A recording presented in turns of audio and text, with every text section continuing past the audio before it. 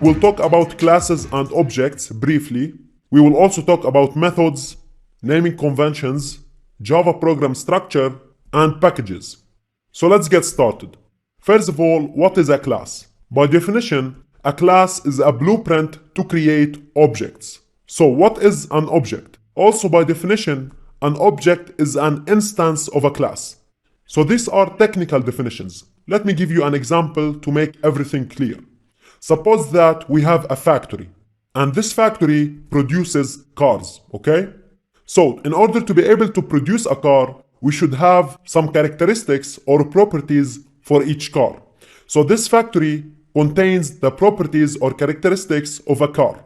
For example, the color of the car, the model, and other information. So in this case, the factory is the class, and each car will be an object. So a class is a blueprint to create objects, right? It has the properties of each object, and we can create objects from this class. Moreover, each object is an instance of a class, because we are creating this object by using this class, okay? So this is it actually. I hope everything is clear now. Now let's talk about the class structure.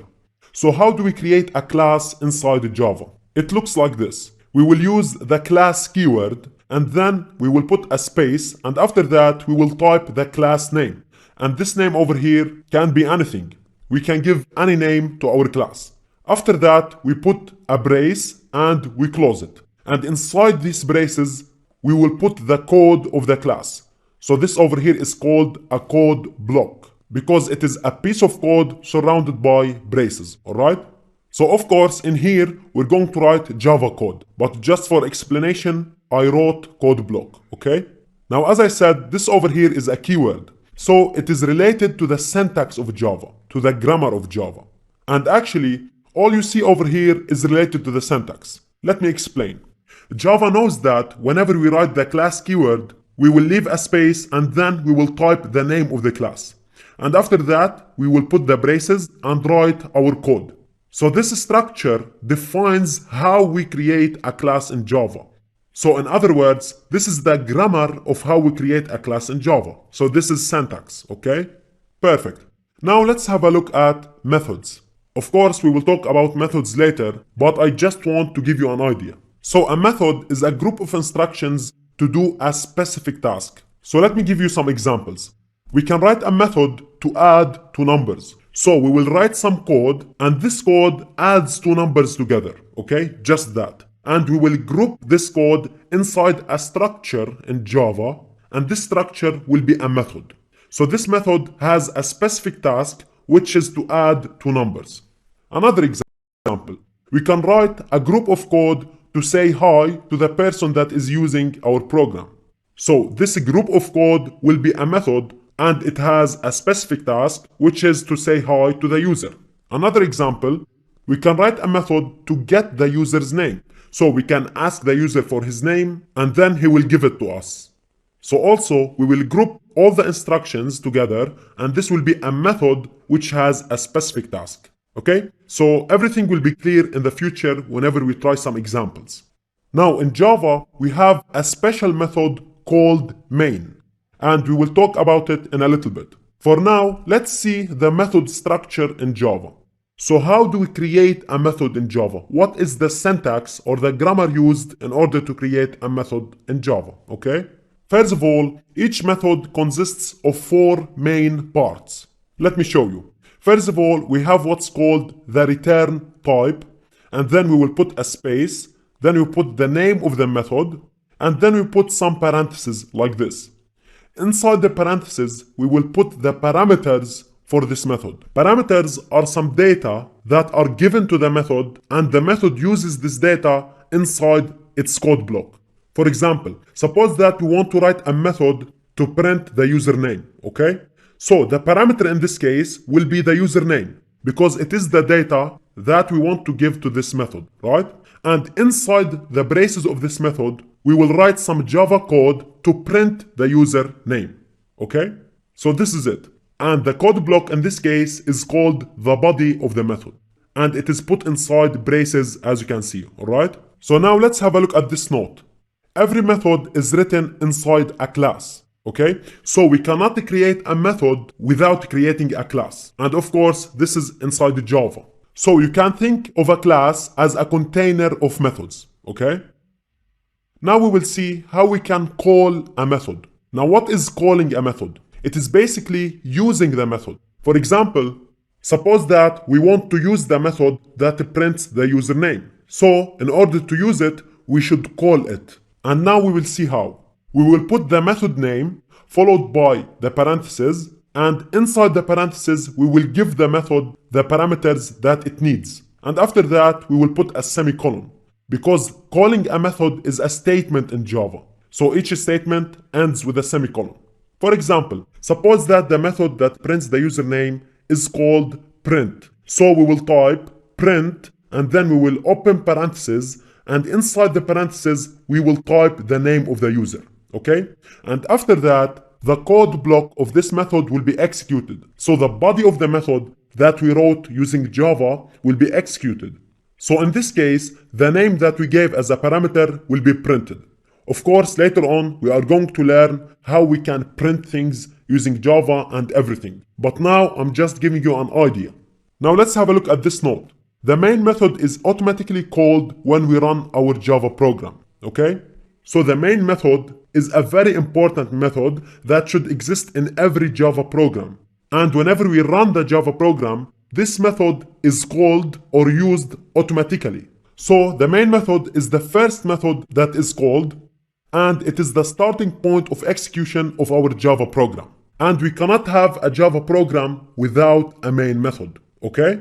So now you might have an idea that whenever we want to create a Java program, we will write our code inside the main method, because it is the first method that will be called. Okay? So all the code that we write inside the body of the main method will be executed whenever we run our Java program.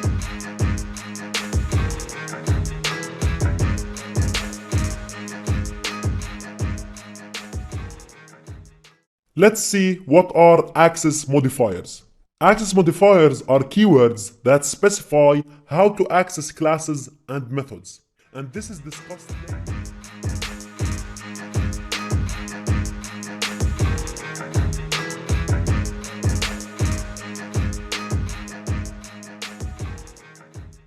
We have public keyword, private, protected, and default.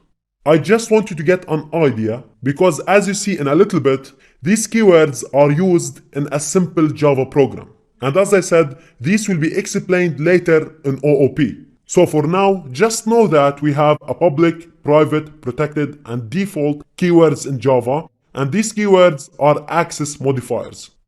Now let's see some naming conventions. And these naming conventions are general in programming, not only in Java. And they specify how to write names in programming, alright? We have what's called the Pascal case convention. So suppose that we are typing a word in Java, and this word is something like this. This is a name, okay? So using the Pascal case convention, the first letter of each word will be a capital letter. So this, we will capitalize the T. Is, we capitalize I. And then we have a name. So the A is a capital A and the N is a capital N. Okay? So the first letter of each word is a capital letter. And this convention is used with the classes in Java. So we should name our classes using the Pascal case convention. Alright? Also, we have the camel case convention. It looks like this. The first letter of the first word is a small letter, and after that we will capitalize the first letter of each word. It is similar to the Pascal case convention. The only difference is that the first letter should be a small letter, not a capital letter. Now, the camel case convention is used when naming variables and methods in Java. We will talk about variables later, but what I want you to know is that we name methods according to the camel case convention in Java. Finally, we have the snake case convention, and it looks like this. Basically, we put an underscore between each word, alright? And of course, we have other conventions, but I just wanted to show you these. So now we have all the information we need in order to see how does a simple Java program looks like. So what is the structure of a Java program? First of all, we have a class. So each Java program contains at least one class. So have a look over here. We have this access modifier. It is public, right? And after that, we are creating a class called main, and we are opening the braces of this class. So the code of this class will be written in this area over here. As we said before, each Java program contains a main method. So we will write the main method inside this class over here. It will look like this. We have a public keyword, and this is an access modifier. Then we have the static keyword. This is a non-access modifier, and we will talk about it later in OOP. And then we are creating the main method. This over here is the return type. Then we put the name, and then we open parentheses, and inside we have the parameters, okay? So this over here is some data that we can give to the main method to work with, okay? And after that, we are opening the braces of the main method. So the code that will be executed when we run our program will be written over here, inside the body of the main method. So this is a simple Java program. And when we create our first program, you will see that it looks exactly like this. Now notice that this class over here is named according to the Pascal case convention. The first letter is a capital letter.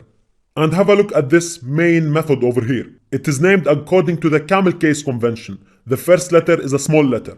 And note that this main method should be called main, and it should be all in small letter. We cannot change the name of the main method, okay? It must be exactly like this, as you will see later on. So congratulations, you now know how a Java program looks like. And don't worry, you will understand everything that is written over here in the coming videos. So now I want you to remember these points. First of all, each Java program contains at least one class. Pascal case convention is used with classes, and camel case convention is used with methods.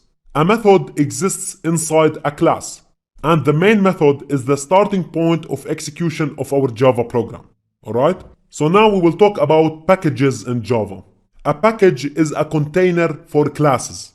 Okay? So imagine that this big box is our package. Inside our package, we can have multiple classes. And as we know, inside each class, we can create multiple methods. Alright? So I know this is a lot of information, but this is very important to know before we can move on. So this is it. Thanks for watching, and I'll see you in the next video.